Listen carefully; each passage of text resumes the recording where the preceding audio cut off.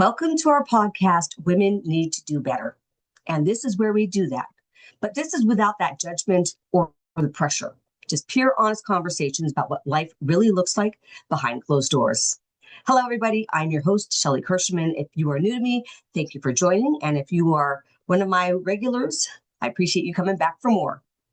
Today, we're talking about Rose, and we left off last with her in episode 30 when she wasn't necessarily trying to avoid the phone call from her mom, but it's interesting.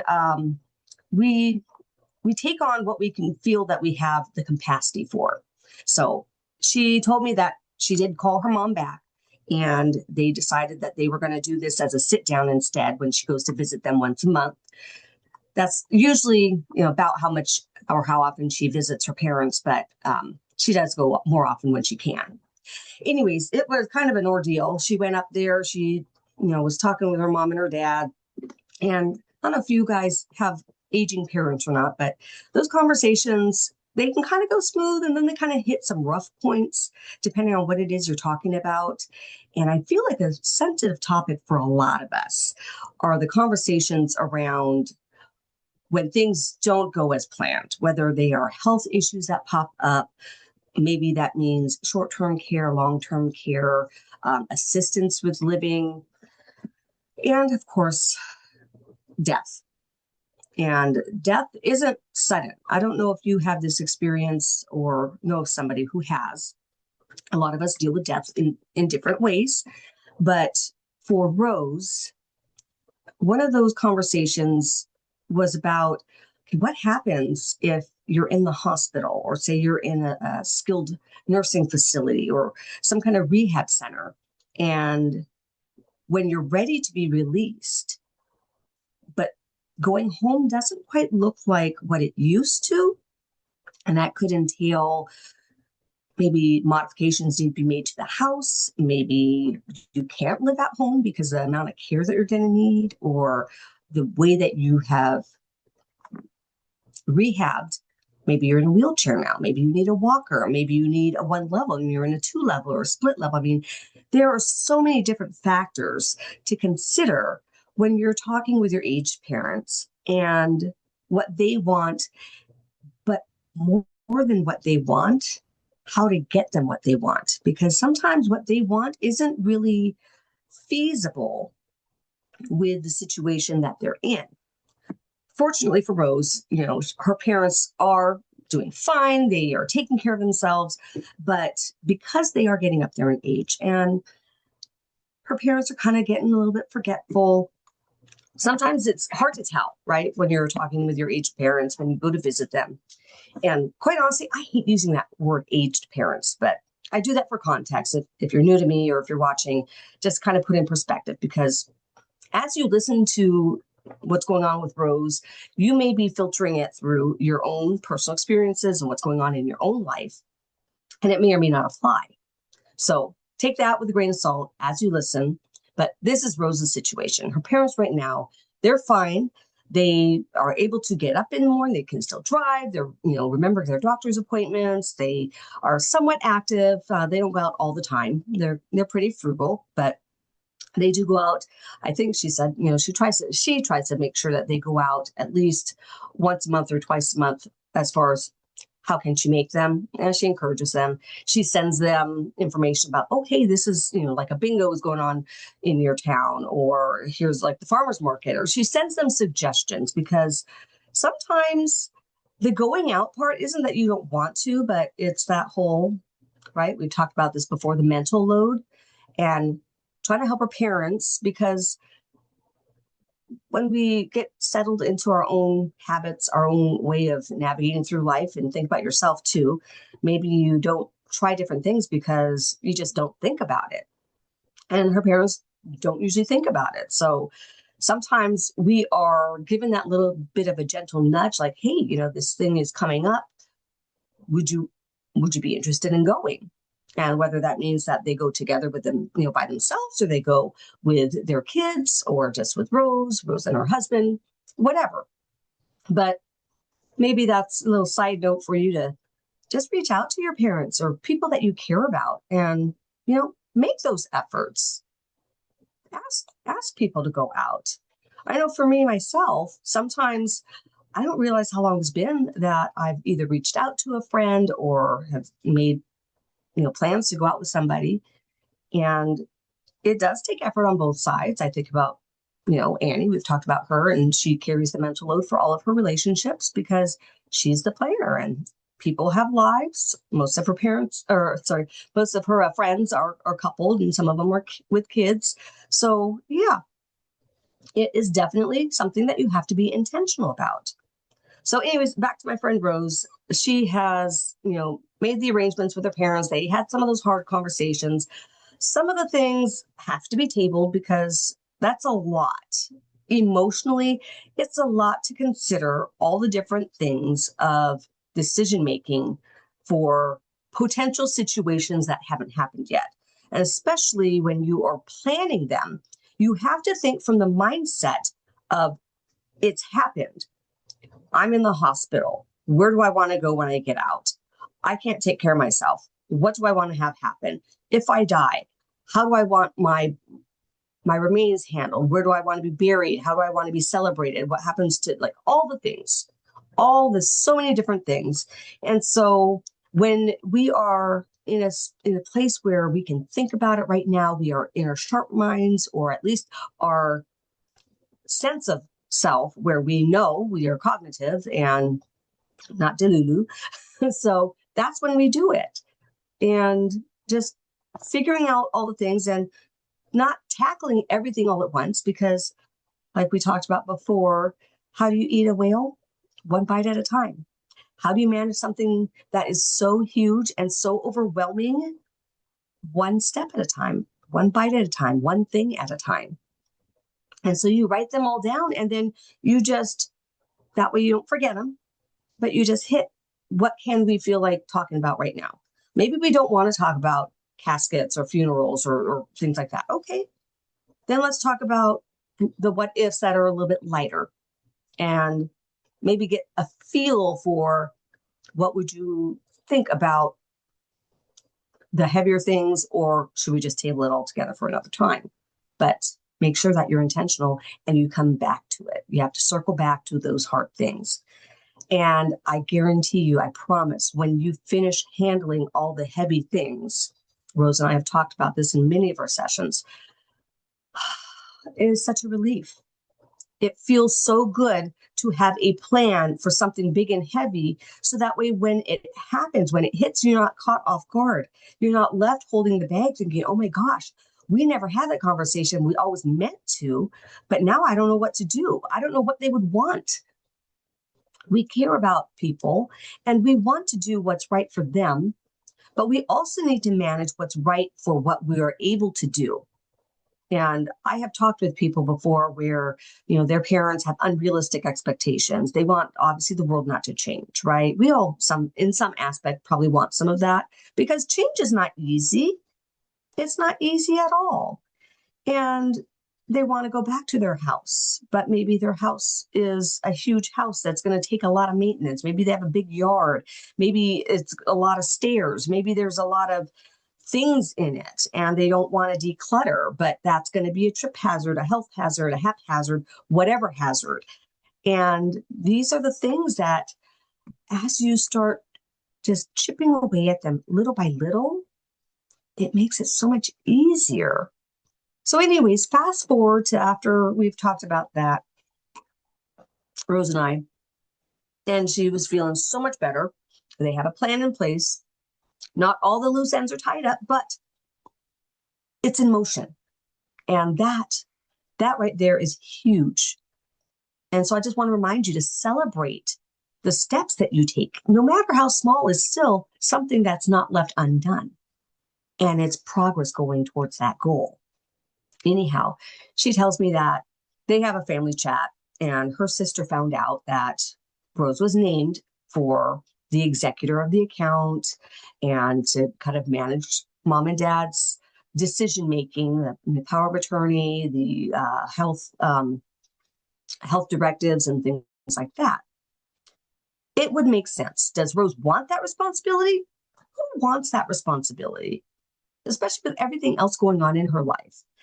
And so the parents and her mom in the group chat says, okay, hey, great news. We've got some of these things figured out. Rose is going to be the point contact for if anything happens. She'll make sure that she relays anything to the rest of you guys. If something should happen, hopefully it doesn't, but there is a plan in place. And so her sister got in her feelings. And I want to remind you that this is not a judgment. This is a judgment-free zone. Everybody has their triggers, their feelings, their perspective on what they see happening through their own eyes. And even think about in your own life, how many things do you share with people that have to do with all the little details, all the insecurities in your head, or the troubles that you have to go through just to make something happen? Like, we don't generally announce all the behind the scenes. That's our own private business. So her sister sees this, and I don't know her sister. I only know Rose. So her sister is obviously having some struggles with her sister Rose being in charge of everything. Now, her sister lives a lot farther away from her parents.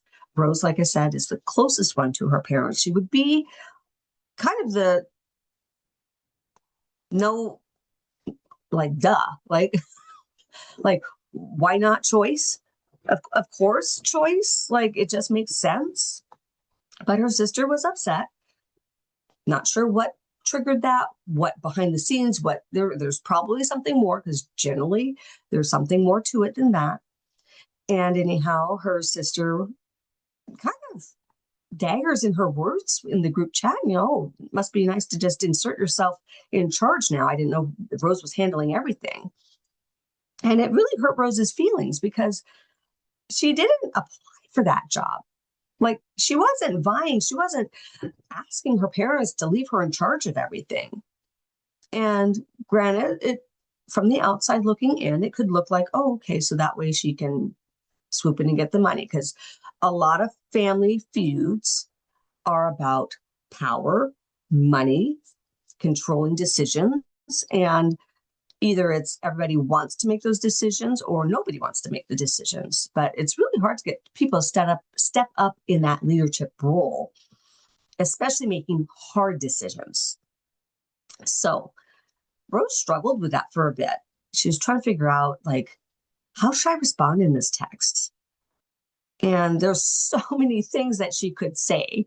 Like, well, if you want to go and see mom every month or more often, be my guest. But Rose isn't catty like that. So this is why I say this is a safe space, because I want to talk about how women do better. We do better by supporting each other. And I will say, we all judge people. It is how we navigate this world. We as women have to make judgments. But the key to making judgments is to make it fluid, to make sure that you have these decisions, but they are able to be shaped and morphed into something different based on the amount of information that we get. Because we make decisions based on the limited amount of information that we have of a person, a situation, whatever the scenario is. But we need to not be so cemented in that decision or that assumption that we have of somebody that we're not willing to gather more information and judge, or I guess balance it across what we already know. And does it still stay the same? How we decide to look at that person? Is it going to change anything?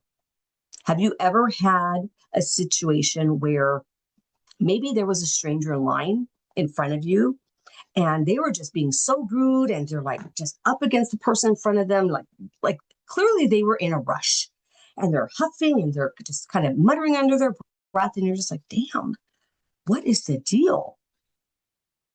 And then to come to find out that person that was in that line was trying to get that coffee for her dying mother that was in the hospital. And this was just her one break, but she had a timeline. Like, you put it into perspective. You don't know what someone else is going through. And they're not going to say that. People aren't going to share their vulnerabilities with strangers. So have some grace for others. Don't compromise yourself in the don't compromise yourself in the situation, but do have grace for others and have grace for yourself. Because, like I said, you never know what struggles, what things in the closet somebody else is dealing with, because everybody has problems. They just look different. And don't judge them because you know their problems. And for you, maybe it's a piece of cake, but for them, it's hard. So, anyways, Rose was trying to figure out how to respond to her sister. And she decided to just say, hey, let's just talk in person. Let's meet up. I mean, we'll talk this out. Because a lot of times, comments like that have to do with some kind of hurt that's inside. And so Rose was trying to figure out, maybe my sister is hurt by something. Maybe something else happened behind the scenes. She's not super close with her sister, but she wanted to give her sister that opportunity to at least have an open dialogue with her, whether it's in person, whether they do it over the phone, just not in the eyes of everybody in the family. It's just some things are not necessary. But her sister never responded to her. And so I told Rose, I think that your sister she's going through something. She's just not ready to face it yet. I mean, we all have things, right? And it's funny to me what I've noticed with women, especially. We hold so much. We have a lot of mental load. We hold a lot of things that we handle. We are superpowers, right? We make things look so easy with the amount of responsibilities that we just manage so seamlessly. And that mental load, that chatter, how many of you guys have a hard time sleeping because you can't shut your brain off, because you're afraid of dropping the ball with something, because there's so many things on your list that you're afraid of forgetting something? A lot of us, right? And we judge ourselves on that. Sometimes we judge ourselves really, really harshly. But how many times do you want to actually tell somebody what it is that you really think about them? Or maybe you're wrong. Maybe there's a story that you made up about somebody because you're a little bit jealous, or because they've done something to you and now you see that they are taking something that you felt was yours. I mean, there's so many different things, so many different spins that we can put on stuff that we hear, experiences that we have with other people. But the bottom line is, you don't know what you don't know. And if they're not going to tell you, you're never going to know. I know for myself, there have been times when I've been put in positions where I am holding so much. And then there's something that happens where one more thing gets put on my plate and I just feel like I'm going to explode. And that is that tipping point, because that is the straw that broke the camel's back. That is too much. And now I'm pissed. Now I'm pissed off because something happened that made more work for me. And in that moment of anger, of that emotion, it's amazing how much energy can come from anger. Although anger is a low vibration, just want to say that. But when you're angry, that's when you make some decisions and you make some things happen. Have you ever done that? Oh, I'm so pissed. I'm going to give her a piece of my mind. This is the last time she's going to talk to me like that. I'm going to tell her how I feel, or him, or whoever. But we get that energy and we handle things. Now, that energy that you have handling things because you're angry, or the keyboard warriors that are like, oh, I'm going to give you a piece of my mind, that's not self-control. That's just you lashing out. And it could be productive lashing out, and it might not be. I'm not going to judge that. But I just want you to recognize where that energy comes from. That is not emotional resilience. That is not emotionally controlling yourself. And a lot of times, decisions we make in anger are not the best decisions we make. Sometimes we say things that, if you reflect on it, would you have said the same thing if you were in a calm mind, a peaceful emotion, where you felt confident, secure, but calm, not mad at anything? Just, I've thought about this, This is how I feel. This is the way I need to say it. Or even reflect on some time when you've been in a conversation. How much respect do you have for someone yelling at you? They're frustrated. Versus how much respect do you have for someone, maybe they're still scolding you, not, well, I don't want to say scolding you, but they're still telling you their perspective, but they're very calm. I'll give you an example. And the best example I can give that everybody can pretty much relate to is like a parent, right? Your kid is doing something, they've made a mess. How many times did I tell you to clean this room? I'm getting fed up. I'm going to take all your stuff and then throw it out because you can't seem to keep your room clean. Anger, right? Versus, it seems that you have trouble cleaning your room. I've asked you several times. I'm trying to decide whether I should just remove all the problem and remove all your things so that way you don't have to worry about cleaning anything up. Which one sounds more controlled and which one would you have more respect for? Because even kids, they recognize. Us as adults, sometimes I think we have filtered it through so many years of lifing that we've excused so many behaviors. But it doesn't change the decisions that we make in anger, that we just lash out, how we feel, right? Unless we're actually intentionally working on bettering ourselves.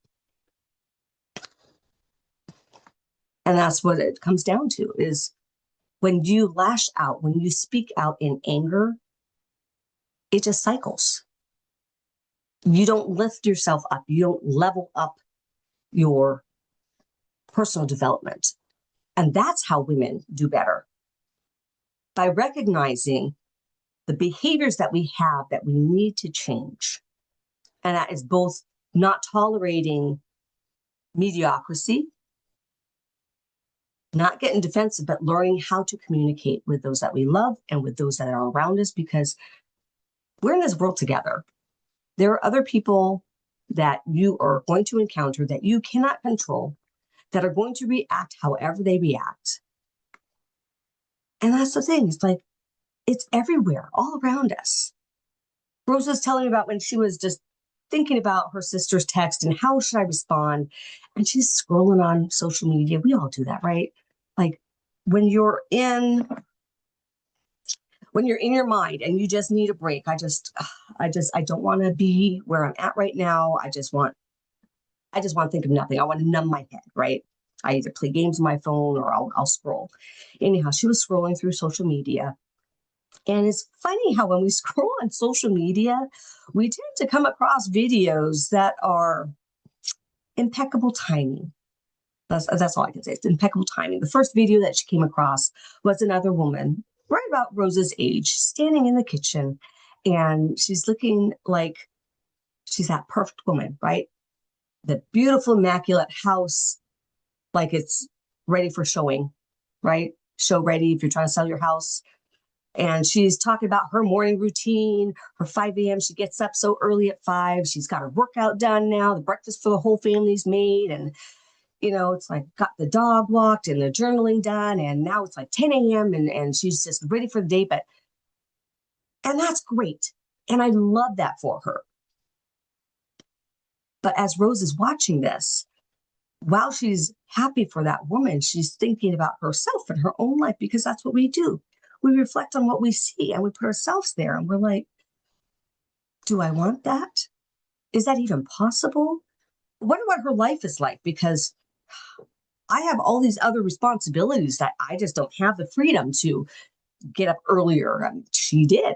We talked about that when I first introduced you to her. And all she wanted was that bubble bath. She got up earlier in the morning so that she could get all the things done and have time for herself. And it didn't pan out that way. Have you done that? And how many times have you tried? And these reels with, the secret to being overwhelmed is XYZ, having a system for everything, getting up at 5 a.m., getting in touch with nature. And scrolling and scrolling one after the next, all these videos. And it just, after she watched all these reels, she's telling me how she felt worse about herself than she did when she started, which kind of defeats the purpose of scrolling. I mean, when you see everybody else living their perfect lives and you're struggling, that's the last thing you want to see, is how, Donna Reed or Betty Crocker has got their whole lives all figured out. And that's what just kind of made me recognize that this is the reason I have this podcast, because we're rallying for us, meeting you right where you're at. You don't have to be that influencer online that's got her whole life figured out, that's got systems and gets up at 5 a.m. and has that perfect kids that pick up all their stuff, and their house that cleans, and the husband that does all the things and remembers to get what he's asked to do and just does certain things without being asked, and da da da da da da. Because we're all different, but yet we're all the same in the fact that we all struggle with self-worth. We struggle with that mental load. We struggle with am I doing enough? And it's in our heads. It's how we excuse other people's mediocrity, but we hold ourselves to a higher standard. And nobody really talks about that out loud. And especially not in our age. We just kind of file it away and pile it up. And that's not an accident. That's what we've trained ourselves to do over the decades of handling everything. And who knows what her sister was going through? She'll never know until her sister actually wants to open up that conversation. And that's what we do here. We open up the conversations. Women need to do better, because we're constantly measuring ourselves against this impossible lifestyle that we think we should have. And of course, I'm not saying don't dream. Absolutely dream. But be kind to yourself. Meet you where you're at. I'll catch you guys up later with Rose and the conversation that she had with her sister. But I just want you to think about, how much load do you carry? And how much of that is that mental load? How much of it do you share with someone else? How much do you feel the pressures of loved ones depending on you? I've got a podcast, or I have a webinar coming up this coming Saturday. What is the Saturday's date? The 29th of August at 10 a.m. And I'm going to take you through a free webinar that we're going to talk about that mental load, the list of things, and what you can do about it, how you can lighten your load. Because there are some things that you can do, simple fixes. And I know there are women from all different walks of life watching this, and not everything is going to work for everybody. So I have a huge toolbox of lots of different options, lots of different things to try. And I just encourage you to try it on. If it works, great. If it doesn't, move on to another thing. There are so many different things that you can do, but it takes the decision to try. And then it takes the mental capacity to say, does this work for me? Does it feel like something that I can stick with or not? Because that's the other thing. There's so many things we start and our life looks great to begin with. And then these things that we implement, trying to sustain them, is the problem. And that's where I come in. And that's what we're going to talk about at that webinar. So I hope that you will sign up. I would love to see you and share with you what has worked for my clients. Also, thank you so much for listening to the end of this podcast. If these women's stories inspire you, things that I share can help you or a friend, please share this with a friend, like and subscribe, and leave me a comment, because women do better when we lift each other up. So let's build this community and support each other. Take care of each other and yourselves. Until next week, love and aloha, and don't forget your coffee.